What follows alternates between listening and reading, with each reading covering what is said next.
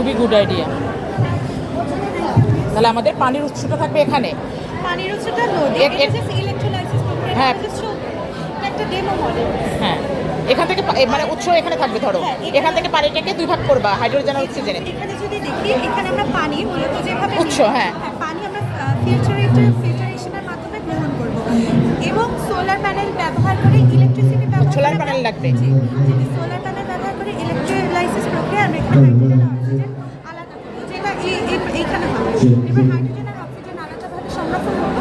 এবার হাইড্রোজেন আর অক্সিজেনকে ফুয়েল সেলের মধ্যে নিব। ফুয়েল সেলের মধ্যে এই হাইড্রোজেন থেকে ইলেকট্রিসিটি উৎপন্ন হবে এবং বাই প্রোডাক্ট পানি উৎপন্ন হবে।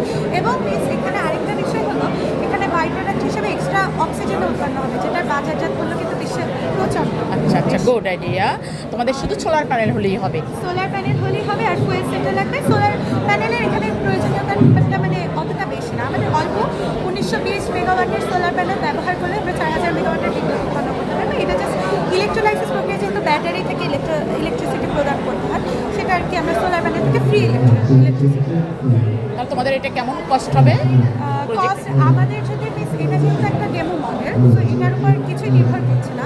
আমরা যদি এটাকে বাস্তবায়ন করতে চাই, সেই ক্ষেত্রে আমরা যদি ক্যাপিটাল কস্ট হিসাব করি, ক্যাপিটাল কস্ট আমাদের 10.3 বিলিয়নের মতো $1 বিলিয়ন আসবে ক্যাপিটাল কস্ট। আর অপারেশনাল কস্ট প্লিজ $2.51 বিলিয়ন আসবে। আমাদের এটা বেশি ব্যাখ্যা করা হয়, কিন্তু আমাদের অন্যান্য যে পাওয়ার জেনারেট করা দেবে, রূপপুর পারমাণবিক বিদ্যুৎ কেন্দ্র বা পায়রা যেটা আছে থার্মাল বিদ্যুৎ, ওগুলোতে কিন্তু আরও বেশি খরচ হয়। কিন্তু আমাদের রূপপুর তৈরি করতে ক্যাপিটাল কস্ট হচ্ছে $12.6 বিলিয়ন, যেখানে আমাদেরটা আরও তুলনামূলক কম।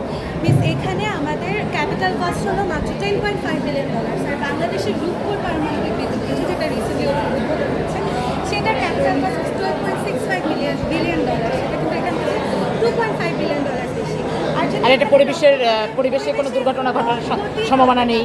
এটা দুর্ঘটনা ঘটার যদি একটা সম্ভাবনা থাকে, যদি আমি বলি যেখানে হাইড্রোজেন কিন্তু একটা ফ্লেমেবল গ্যাস, অনেক ফ্লেমেবল গ্যাস, সেই ক্ষেত্রে আমরা এটা একটা বিধি, এই বিধি অনুসরণ করে আমরা যদি আমাদের যন্ত্রপাতি এই পাওয়ার প্ল্যান্টের মধ্যে সকল সরঞ্জাম ব্যবহার করি, মনে করেন যদি একটা সার্কিট যদি স্ফুলিঙ্গ ঘটে থাকে, তখন সেখানে আমরা বিভিন্ন অপশনের মাধ্যমে জেনে যাব এবং পুরো অথরিটির মানে এমনভাবে যদি স্ফুলিঙ্গ ঘটে, আমাদের পাওয়ার প্ল্যান্টের কোনো দুর্ঘটনা ঘটার সম্ভাবনা নেই, যেহেতু আমরা একটা নির্দিষ্ট নিয়ম মেনেই সকল কিছু ব্যবহার করছি।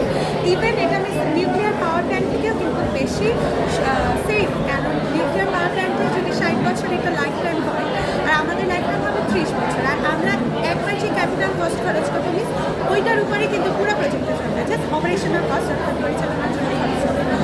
আর এইখানে হলো নিউক্লিয়ার পাওয়ার প্ল্যান্টে 60 ইয়ার্সের লাইফ টাইমে যে নিউক্লিয়ার ওয়েস্টটা ক্রিয়েট হবে, এটা কিন্তু হাজার হাজার বছরেও নিঃসরণ করা যাবে না, কিন্তু আমাদের এটা কিন্তু কোনো ওয়েস্টই ক্রিয়েট করবে না। মূলত আমরা পানি ইউজ করে এটাকে সাইক্লিক ওয়েতে ব্যবহার করতে পারবো। আর যদি এমন মনে হয় যে আমরা সমুদ্রের পানি ব্যবহার করতে চাই, সেক্ষেত্রে আমাদের রিভার্স অসমোসিস প্রক্রিয়া ফিল্ট্রেশন পাইপের মধ্যে থেকেই সাথে করতে হবে এবং আমরা এই প্রজেক্টের মাধ্যমে ইলেকট্রিসিটি।